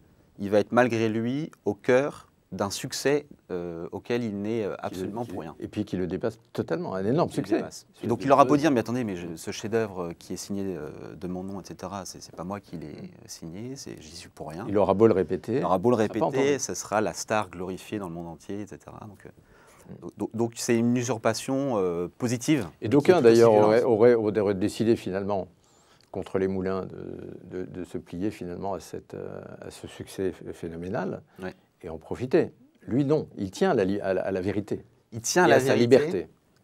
Jusqu'au moment où, tout de même, les bienfaits de la gloire vont le faire un peu tanguer. Et donc, il va, à un moment donné, faire malgré lui le jeu de ce nouveau mensonge. Qui, évidemment, c'est pas un héros. Ce qui est intéressant, c'est que c'est pas un héros. Il est là avec ses doutes, avec ses angoisses, son questionnement permanent. C'est un type brillant, mais on sent qu'il est sur un... C'est un sceptique, il est sur des terrains mouvants. Oui, absolument. Et il a du mal à se forger des convictions. Alors, et même l'art, on dit à un moment, c'est d'ailleurs Carlson qui donne sa définition de l'art. L'art contemporain est un mode narcissique, autoréférentiel, qui n'a plus aucun rapport avec le réel, avec un encéphalogramme esthétique virtuellement plat. Voilà, la sentence est... Oui, c'est ça. Et ce qui est curieux, si vous voulez, dans cette histoire-là, c'est que le Carlson en question procède lui-même, en réalité, d'une société dont il ensuite essaye de condamner le fonctionnement. Oui, c'est ça. Donc là, il y a une espèce de spirale un peu, exactement. Un peu perverse. Alors, il y a partout, il essaie de résister à ça, à cette injonction, au départ, c'est pour ça qu'il s'en va, de Zhao Tech, il y a une injonction à réussir sa vie. Et là, ça me rappelle un célèbre mot de Flaubert à qui on disait, mais pour entrer, pour avoir vos entrées, etc., prenez un état. Lui qui a toujours été... Il a vécu même chichement de petite rente, mais il prenait un état, soyez ceci, soyez cela. Et lui de dire, pourquoi voulez-vous que je sois quelque chose quand je peux être quelqu'un? Oui, c'est tout à fait ça. C'est absolument magnifique, à cette injonction délirante. De la performance permanente. Sa vie, ce qui ne veut plus rien dire. C'est ça. C'est finalement ça qu'il essaye de fuir au début du roman. Moi, ça me fait penser à un livre qui est paru récemment qui s'appelle « Topologie de la violence ». D'un philosophe allemand d'origine chinoise de mémoire qui s'appelle Han, qui avait écrit La société de la fatigue. Et il explique très bien quelque chose que j'ai voulu mettre en scène dans ce roman, qui est le fait qu'on est aujourd'hui à un stade de violence positive. C'est-à-dire qu'on est dans la performance, on est dans le culte de soi, on est soi-même son propre produit. Et donc on n'essaie pas de condamner les autres, on n'essaie pas non plus de dire à quel point on est mauvais, on essaie de dire regardez comme je réussis, etc. Et en fait c'est une forme de violence positive qui finit par mutiler l'âme tout autant qu'une violence négative. Simplement elle ne dit pas son mot, donc elle est peut-être plus invisible, plus implicite. Oui, c'est ça, parce on parle du mensonge, de la dissimulation, mais la censure, par exemple, est une des formes les plus abjectes du mensonge, finalement, de dissimulation. Autrefois, dites-vous, d'ailleurs, c'est ce que disait Kundera, elle s'est vissée dans les partis politiques. Aujourd'hui, c'est dans les universités, censées pourtant être des remparts contre elle. Donc, on le voit. En fait, tout ça, ce sont des simplifications du réel, effectivement. Alors autrefois communisme, dans les romans de Kundera, dans les romans de Philippe Roth, la tâche, c'était plutôt dans les universités, effectivement. Oui, le début d'un certain wokisme. Oui, c'est ça. On peut se demander dans quelle mesure aujourd'hui, c'est pas plutôt en entreprise, qui était d'ailleurs censé être le dernier bastion de la liberté d'entreprendre. Donc c'est très paradoxal en plus. Et pareil, dans la tâche, on l'a accusé de s'être inspiré d'une personne réelle. Oui. Ce qu'il a toujours nié en disant, mais non, absolument pas, je ne connais pas cette personne, et personne n'a voulu le croire. Ouais. Il y avait même eu une affaire Wikipédia, où Philippe Roth disait, mais attendez, voilà la vérité. Et il a eu comme réponse de la part de Wikipédia, ah mais il n'y a pas de source. Donc vous avez beau être l'auteur, etc. On va plutôt donner la part belle, si vous voulez, à ceux qui ont apporté des sources et dont on peut retrouver la trace sur Internet. Qui promeut la soi-disant la liberté, parfois tourne au totalitaire. Enfin, on le voit. Exactement. Wikipédia et beaucoup d'autres. Et donc, malgré toutes les vertus de Wikipédia, évidemment. Mais toujours pareil, il y a l'aspect positif. Puis tout ça est un dieu Janus, double face. Donc, et donc, il y a le jeu des causes parfaites, alors que veut promouvoir donc Maxence. Donc, qu'est-ce que c'est que ce jeu des causes parfaites ? Donc à un moment donné, dans cette école d'art en plein cœur de Paris, Maxence, avec ses amis de promotion, décide face à ces nouvelles idéologies qui, selon lui, commencent à étouffer la liberté d'expression et à empêcher toute réflexion, toute interrogation authentique. Il propose du coup face à ça de lancer un jeu avec ses amis. Et donc le jeu consiste à déterminer une idéologie à la mode, qui est devenue une cause parfaite, que tout le monde défend, quitte d'ailleurs à ce qu'il détermine des choses auxquelles il croit lui-même. Et puis le but ensuite, c'est de se lâcher. Donc c'est de lancer une sorte de mini concours d'éloquence, si vous voulez, avec quelques blagues bien ficelées pour réapprendre à réinterroger en permanence ce qui n'a plus été interrogé. Un peu ce que Kundera appelait le kitsch, finalement. Le kitsch. Ce qui n'est plus interrogé. Détesté. Voilà. Donc ce qui n'est plus interrogé aujourd'hui, qu'est-ce que c'est ? Et je pense qu'on en a plein d'exemples aujourd'hui. La promotion de Maxence avec lui s'efforce de déterminer en permanence ça pour garder une forme de vivacité d'esprit, si vous voulez, d'esprit critique, qui est à ses yeux et aux yeux de sa promotion le fondement même de la création artistique. Il faut d'abord interroger le réel et ensuite on peut créer, quoi. Très bien. Écoutez, merci François-Régis de Guéniveau pour ce très beau livre, Le Simulacre. Donc chez Fayard. Alors, pour reprendre donc la thématique de cette émission, mais qu'on n'a jamais quittée, bien évidemment, mensonge, apparence et simulacre, l'état d'un monde, me revient en mémoire donc ce livre majeur pour moi, publié je crois en 83, c'était d'ailleurs le premier de 3 volumes, d'Umberto Eco, qui s'appelait La guerre du faux. Ça a été publié d'ailleurs, je crois, entre 73 et 83, avec plusieurs volumes. La guerre du faux. Et cette guerre du faux n'a jamais cessé, évidemment, d'être le terrain de jeu de l'espèce humaine, déjà du temps des Grecs et même sans doute des sophistes, bien évidemment, et même des présocratiques. Donc voilà, on peut remonter assez loin.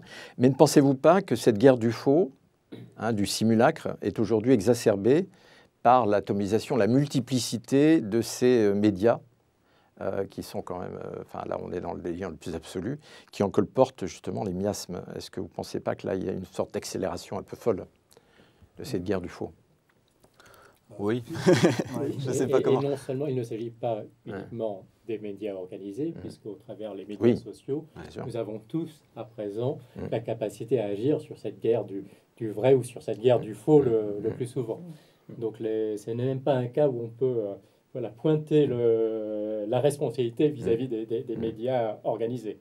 Ouais. Nous sommes tous partis à seul responsable. Il y a peut-être trois choses qui, d'ailleurs, expliquent ce faux et la difficulté à retrouver le vrai. C'est d'abord, évidemment, la surinformation, l'abondance, etc. On met plus de temps à trier et donc à savoir, à discerner les choses. Et je pense que le capitalisme, même si je ne suis pas du tout un anti-capitaliste, y est peut-être pour quelque chose, parce qu'à force de dans son modèle, oui, bien sûr. À force de tout vendre à n'importe quel prix, on finit évidemment par brouiller les pistes. Et puis, il y a évidemment, on en parle beaucoup en ce moment de bulles cognitives que forment les réseaux sociaux, c'est-à-dire des algorithmes qui reproduisent les choses auxquelles vous pouvez vous attendre ou auxquelles vous êtes sensible. Et je pense qu'à force de naviguer dans sa bulle cognitive, on finit par avoir une part très réductrice du réel, et donc par tomber dans le faux, ou en tout cas dans la simplification outrancière, etc. Et à ce propos, je suis, pour ma part, très dubitatif par rapport aux tentatives de dénoncer les fake news.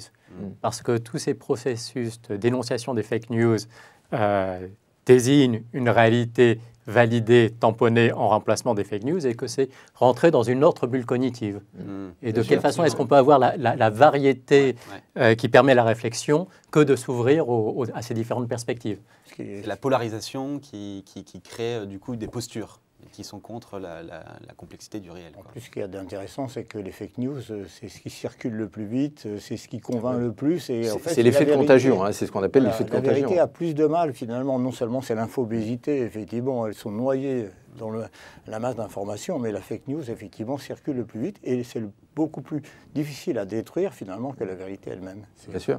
Je pense aussi à autre auteur qui a été un auteur éminent, qui est peut-être un peu, pas oublié, mais enfin mésestimé aujourd'hui, mais qui est Baudrillard, Jean Baudrillard, qui a été très important dans son analyse de la société comme simulacre, avec l'effet de sidération, etc., notamment sur son livre Écran total, qui évoquait donc la télévision, bien entendu. Donc lui aussi s'est fait un peu le prophète de ces délires à venir, et là on est bien dedans. Donc l'IA, pour revenir à elle, n'est-elle pas une complice potentielle de choix, justement, pour cette guerre du faux?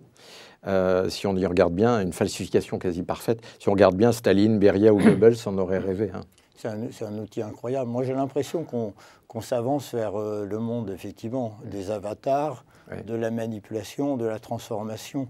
Et l'IA, les réseaux sociaux, le métavers bientôt, mais tout ça, c'est complètement imbriqué, parce qu'il n'y a pas de réseaux sociaux sans IA maintenant.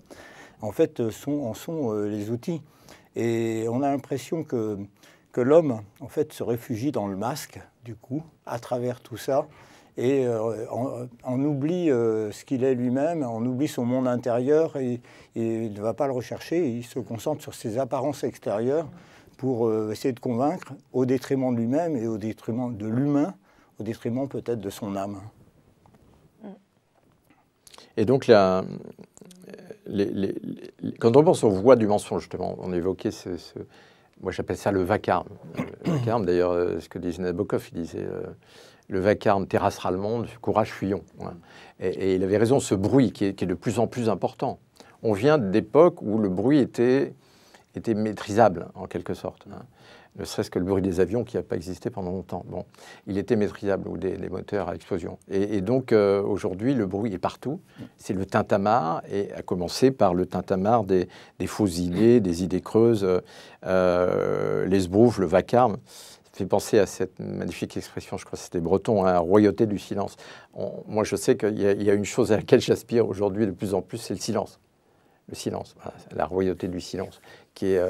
Donc, quels seraient les moyens de lutter contre ce vacarme et cette espèce de lobotomisation, en quelque sorte, des esprits qui est à l'œuvre, avec ce vacarme permanent, en quelque sorte, parce qu'il ne s'arrête jamais. On appelle ça les chaînes d'information continues. Ce qui est certain, c'est qu'il faut se développer soi-même et s'élever, en fait, s'enrichir. C'est l'esprit critique, quelque part. Je pensais à une citation de Bernanos, qui a écrit des trucs incroyables dans La France et les robots, en 1946, je crois.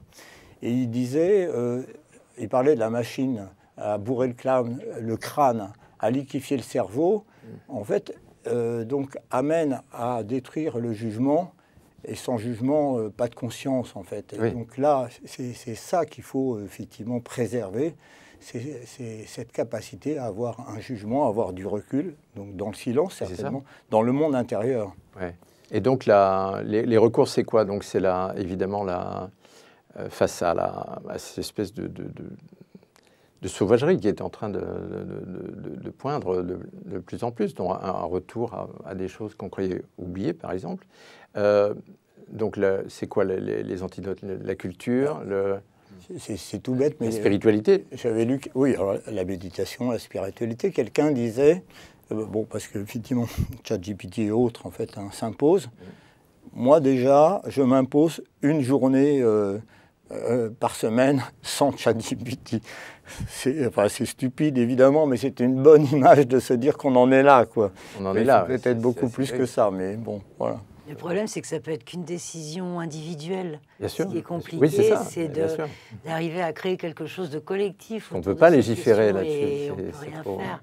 Donc, c'est à chaque fois individuel. Ça, c'est terrible. En fait. Et c'est le problème des réseaux sociaux, effectivement. Donc, où, évidemment, il y a un minimum de régulation, mais elle est très insuffisante. Et ce que disait d'ailleurs un éminent éthologue, ce qu'on sait moins, mais psychiatre, qui s'appelle Boris Cyrulnik, qui est venu plusieurs fois sur ce plateau et qui parlant des réseaux sociaux, disait c'est évidemment le meilleur, mais c'est aussi une poubelle absolue qui est gorgée du pire, quoi. Enfin, voilà. Donc, et ça, c'est incontrôlable. Donc, quels sont, on le dit évidemment, donc la culture, hein, ce recours à donc des choses qui nous ancrent un peu profondément. Peut-être la lenteur, oui. La lenteur. Alors voilà, la rupture de rythme, effectivement. Oui. Hein, refuser d'aller trop vite. De se laisser embarquer dans cette espèce de folie, de cette actualité qui est une sorte d'hydre finalement, qui se décapite elle-même et qui renaît sans cesse. Ouais. Hein, dans le creux même de ce qu'elle dit, puisque l'info continue, c'est du vide en permanence. Hein, donc voilà, il n'y a pas de contenu vraiment. Enfin, c'est juste de l'information. C'est un peu l'attention, en fait, quelque part, je trouve, qui est un beau mot, c'est-à-dire l'attention à l'autre et l'attention à ce qu'on est en train de lire. Donc le livre, justement, est quelque chose de magique parce qu'il laisse le temps, alors que TikTok, il hache complètement et il passe d'un truc à l'autre. Et on sait que la mémorisation, ce qui nous permet de grandir, il faut du temps, en fait. Hein, et quand on hache complètement l'information, en fait, ça ne s'imprime pas correctement. Et en tous les cas, on ne va pas très loin dans la connaissance qui est inculquée. Donc, oui, la lenteur, l'attention, en fait. Et même, oui, la concentration. Ils disent que la concentration est de plus en plus courte chez les jeunes et tout ça. Ils ne peuvent plus tenir à force de scroller. Oui, oui. Il n'y a plus du tout le même... Nous, on le voit bien, d'ailleurs, au théâtre, pour lequel j'ai l'honneur d'écrire humblement, et vous. On le voit bien. Aujourd'hui, les pièces qui dureraient naguère 2 heures, 2 heures et demie, c'est terminé. Aucun directeur des théâtres en voudra. C'est effrayant aujourd'hui. Alors, il y a le format Avignon qui est 1h10, mais pour des raisons logistiques. Mais aujourd'hui, on en est là. C'est-à-dire qu'il y a une réduction du temps de concentration consenti. Cela dit, vous avez aussi en parallèle des pièces montées à l'Odéon notamment, qui sont très longues. Oui. Et ça, comme sont vraiment les grandes exceptions. Oui, voilà. Mais ça devient justement, ça devient un truc expérimental. En fait, ça devient un truc... Et le soulier de satin de 12 heures. Oui, c'est ça. Et il y a quelque chose d'élitiste, effectivement, mais ça impose une discipline et donc peut-être une attention, une posture préalable de la part de celui qui a fait le choix d'écouter longuement et lentement. Et le soulier de satin qui a été monté parfois dans des trucs de 12 heures, parce que je ne résiste pas au plaisir de citer Cocteau, heureusement qu'il ne nous a pas fait la paix. Bon. Et donc, effectivement, non, bon, il n'empêche pas d'aimer Claudel. Hein, mais bon, ou l'Odéon, par ailleurs, parce qu'ils font des très belles pièces. Voilà. Longues et très belles. Voilà. Mais donc là, on est dans le registre, effectivement, quasi exceptionnel. Hein. Aujourd'hui, où tout va vite, hein, on est dans le zapping permanent. Et on le voit d'ailleurs avec les gamins, sont dans le zapping, c'est-à-dire qu'ils sont incapables de regarder plus de 10 minutes. Oui, mais pourquoi est-ce que les spectateurs, quand même, acceptent d'aller à l'Odéon et se taper 3h30 ou 4h des particules élémentaires de Houellebecq, par exemple. Une frange de la population qui est à peu près celle-là. Oui, mais dans votre question... Qui existe. Que peut-on faire? Il y a peut-être des leçons à prendre de ça. Et bien sûr. Moi, je pense que l'Odéon fait très bien les choses et peut-être ça peut être un exemple de... Vous parliez d'expérimental. En fait, c'est une expérience, c'est une immersion très bien travaillé, en amont avec une programmation. On sait qu'on va avoir de la qualité, donc on s'y prépare. Donc peut-être qu'il y a aussi quelque chose à voir avec la posture, c'est indépendamment de l'esprit critique et de la vie intérieure, il y a une forme de préparation à voir une œuvre, et pas 10 000, à accepter de faire un choix, et donc à accepter de se poser face à ce choix. Et il y a la question d'être toujours actif et non pas passif.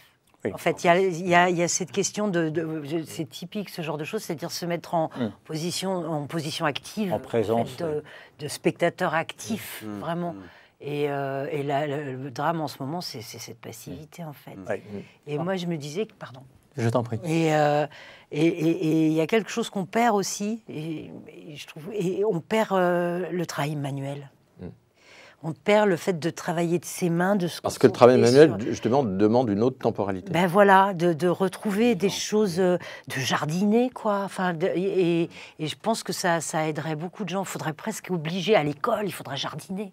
Alors, la vérité donc résiderait dans le temps. Ça me fait penser à Bergson et sa dichotomie entre l'espace-temps et la durée pure. Hein. Donc l'espace-temps, qui est le temps clinique dans lequel on est tous condamnés à vivre, c'est-à-dire avec un top départ, un top fin, une espèce de délire comme ça, un petit peu de pantomime en quelque sorte. Et puis l'espace-temps, la durée pure, qui elle est le temps profond, celui où s'épanouit justement ce que Proust appelait le moi profond, qui est celui de la temporalité de l'art, de l'artisanat, choses comme ça. Donc est-ce qu'il n'y a pas un recours justement à la durée pure qui pourrait nous aider à contrebalancer le mensonge pratiquement à rebours et à soumettre à vos esprits critiques. Je fais parfois des masterclass sur l'entrepreneuriat en France, et où je parle d'innovation et de disruption. Et je soumets en général un questionnement à mes étudiants qui les ramène au sujet du livre, parce que évidemment, je suis passionné du livre comme nous le sommes tous. Le premier exemple de disruption que je leur mentionne, c'est celui de Gutenberg, de l'imprimerie. En leur disant que non seulement cela a permis la disruption, enfin cela a causé la disruption des moines copistes dans les monastères qui recopiaient des textes sacrés, mais que ça a également fait naître un nouveau style d'écrit qui est le roman. Le roman n'aurait jamais existé sans l'imprimerie de Gutenberg. Et je les ramène de cette constatation au présent, à la littérature digitale ou à la diffusion du livre digital aujourd'hui, en leur disant que est-ce que l'on n'a pas fait aujourd'hui seulement la moitié du chemin, puisque aujourd'hui on cherche à distribuer, diffuser, sous forme de livres digital, des livres qui sont exactement ceux qui existaient en livre papier il y a un demi-siècle, un siècle, deux siècles, etc. Donc ce travail de transformation de la chose écrite qui suit la création de l'imprimerie pour Gutenberg ne s'est pas du tout reproduit aujourd'hui. Alors qu'on est peut-être à un stade où la transformation de la société, de l'attention, on a parlé de notre perte de la capacité de notre attention qui est de plus en plus fragmentée, parce que ce n'est pas seulement une incapacité, je pense, des jeunes gens, mais c'est le rythme de vie dans lequel on fonctionne qui est de plus en plus fragmenté, fait qu'il peut y avoir besoin d'autre chose. Donc je m'interroge, pour nous qui sommes tous auteurs, s'il n'y a pas un exercice de style oulipien en quelque sorte, d'écriture sur contrainte, pour pouvoir découvrir qu'est-ce que, dans la contrainte du monde dans lequel on vit, avec cet univers fragmenté qui est le nôtre, s'il n'y a pas de nouvelles façons de créer de la littérature qui serait différente de ce qu'on faisait il y a un siècle. Mais bon, effectivement, en tous les cas, c'est vrai qu'on convient tous que le livre est quand même l'échappatoire qui permet la lenteur, l'attention, qui respecte la profondeur, le lecteur est actif par rapport à son livre. Il n'y a pas deux lecteurs qui lisent le même livre pareil, donc ça c'est impressionnant. Avec l'IA, ce qui m'ennuie un peu, c'est que effectivement, les LLM, Large Language Model, maîtrisent le langage. Or, le langage, c'est un peu le système d'exploitation du cerveau. C'est quelque part ce qui nous permet d'échanger, de développer notre pensée, surtout d'avoir des relations à l'autre, de développer nos sentiments, nos expressions. et notre amour le cas échéant. Et donc là, aujourd'hui, on a des IA qui maîtrisent ça finalement mieux que petit à petit et qui nous dépassent. Donc ça va au-delà de maîtriser l'intelligence. En fait, on est sur le propre de l'homme. Ouais. À ce propos, effectivement, donc je citais tout à l'heure brièvement Elon Musk, qui a fondé l'an passé donc, sa propre société, qui est xAI Corp, oui. Société d'IA, qui travaille vraiment sur le sujet, et qui prophétise pour les prochaines années, les toutes prochaines années, l'arrivée de ce qu'on appelle la super-intelligence, plus affûtée que les cerveaux humains. Bien sûr. Donc, qu'en pensez-vous ? En tout cas, c'est une réalité. Je crois qu'après, derrière, on est juste à quelques années près. Le débat, il est juste... Lui dit 5-6 ans. Voilà. Mais bon, quelque part, ChatGPT et les autres, parce qu'en fait, c'est des centaines d'intelligences artificielles. ChatGPT en est une, il y a Claude, il y a Gemini, évidemment, il y a Mistral. Donc, en fait, il y en a plein, donc, bien entendu. Et ça va beaucoup plus vite, oui. L'intelligence artificielle générale... Qui mixe l'IA symbolique et l'IA neuronale et va bien plus loin, elle est presque là. Et on dit au-delà de ça qu'effectivement, dans 10 ans, l'intelligence humaine pour faire avancer les choses n'existera que de façon extrêmement limitée par rapport à l'intelligence artificielle. Donc elle sera peut-être là pour guider, c'est-à-dire qu'on espère qu'effectivement on aura et un volant et un frein pour guider tout ça, mais en tout cas, toute intelligence sera développée par des programmes, eux-mêmes développés par les hommes quand même. Ça fait peur quand même un peu. Bien sûr. Alors après, on peut se dire, pour se rassurer, et ce qui est la vérité aussi, c'est que l'IA, ça peut être le pire, mais ça peut être aussi le meilleur, sachant que dans le domaine des progrès médicaux, par exemple, évidemment, là, il peut y avoir des progrès mais absolument exponentiels qui peuvent être faits en quelques années. Donc, Jacques Ellul disait, effectivement, la technique n'est pas neutre, toute technique, elle est ambivalente. Et après, derrière, par rapport à ça, parce que c'est vrai que quand on discute de ça avec notamment des lecteurs, il y a une inquiétude, normale d'ailleurs, quelque part. Mais il disait, moi je suis un pessimiste plein d'espérance. C'est ça. Donc j'aime bien cette phrase-là. Oui. Je suis quand même gêné avec cette phrase d'Elon Musk. On a l'impression qu'il a le monopole de l'intelligence et qu'il c'est bon point. Elon Musk. Moi, je ne sais pas exactement ce que c'est que l'intelligence, si vous voulez. Et donc, savoir exactement à quoi tient l'intelligence et pouvoir distribuer les bons points en disant on va être dépassé. Bon, d'abord, je crois que... Il y a tellement de formes d'intelligence. Voilà. Non, et puis je pense qu'on ne peut pas réduire la chose à du quantifiable. On en revient toujours à la même idée. Est-ce que l'intelligence est réductible à des statistiques, à du programme? Ce qu'on disait, la mise en chiffres. J'en viens presque à une croyance, et je pense qu'au fond, à la fin du débat, c'est la croyance spiritualiste ou matérialiste. C'est est-ce que vous croyez qu'il y a autre chose que la matière, que du calcul, ou est-ce que vous pensez que le monde est fait simplement de matière et donc quelque chose de modélisable qui puisse créer un système? Pour ma part, je crois, vous parliez tout à l'heure des blagues de l'IA et de l'humour de l'IA. Est-ce que l'IA est capable d'humour? Peut-être. Et en particulier d'ironie, qui est un mode d'humour très particulier, l'ignorance feinte. Donc ça, il faut... Le jour où l'IA, effectivement, serait capable d'ironie, là... Mais est-ce qu'elle est capable d'esprit? Voilà, moi, c'est ça. Déjà d'esprit. Avoir de l'esprit, c'est pas la même chose que faire des plaisanteries. On peut faire des plaisanteries sur la base d'un modèle, parce qu'on apprend avec de la donnée à faire de la redite, en fait. Mais avoir de l'esprit, c'est-à-dire avoir la décoïncidence. Peut-être quelques bastions encore un peu irréductibles. On verra pour la suite. En tout cas, je vous remercie infiniment pour votre contribution riche à ce sujet. Je rappelle vos livres, François-Régis de Guéniveau, Simulacre, paru chez Fayard. Séverine Vincent, Mémé folle, donc paru chez Frédéric Deville. Les enfants maigres de Tangloec, paru chez Passiflore. Et puis Meurtre artificiel de Xavier de Broca au Lys Bleu. Voilà, un grand merci à vous. Je voudrais maintenant vous remercier, vous téléspectateurs, et vous exhorter peut-être à éteindre votre télévision, à aller prendre un livre en main, peut-être cela, pourquoi pas, commencer par cela, et puis avoir ce maître mot qui consiste à cultiver tous notre jardin. Voilà, un grand merci et à bientôt.